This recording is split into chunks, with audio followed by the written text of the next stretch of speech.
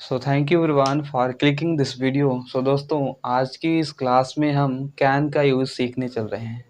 अगर आप पिछली 2 क्लासेस को नहीं देखे हैं जिसमें हमने अबाउट टू और यूज्ड टू का प्रयोग देखा है, तो आप चैनल पर विजिट करके उसको देख सकते हैं। तो आज की इस क्लास में हम कैन का यूज़ सीखेंगे, ठीक है। सबसे पहले बेसिक क्वेश्चन उठता है कि कैन का प्रयोग हम करते कहाँ हैं। कैन का प्रयोग हम वहाँ करते हैं जहाँ पर हमको एबिलिटी दिखाना होता है। एबिलिटी मीन्स क्षमता, जहाँ पर हमको क्षमता दिखानी होती है वहाँ पर हम कैन का प्रयोग करते हैं। जैसे एग्जाम्पल के तौर पर हम कहें, मैं पहाड़ पर चढ़ सकता हूँ, I can climb on the mountain. मैं पेड़ पर चढ़ सकता हूँ, I can climb on tree, ठीक है। और यदि हम बात करें, जैसे मैं 10 रोटी खा सकता हूँ, आई कैन ईट 10 चपातीस। इस प्रकार के सेंटेंस को हम कैन की सहायता से बनाएंगे।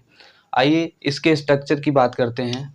तो इसका स्ट्रक्चर है, सबसे पहले आपको ध्यान देना पड़ेगा कि सब्जेक्ट क्या है। आपको सेंटेंस में सब्जेक्ट देखना है, फिर उसके बाद कैन का प्रयोग, फिर वर्ब की फर्स्ट फॉर्म और फिर उसके बाद ऑब्जेक्ट, ठीक है।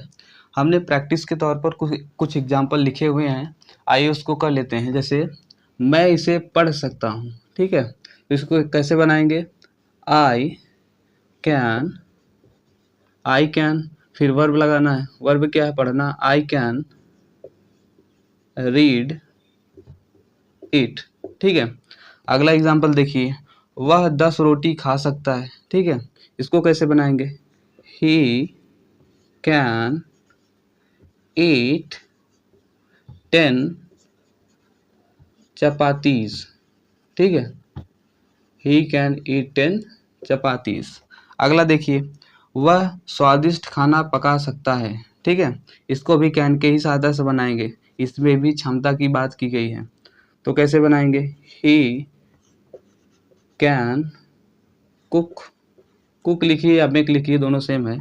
He can cook delicious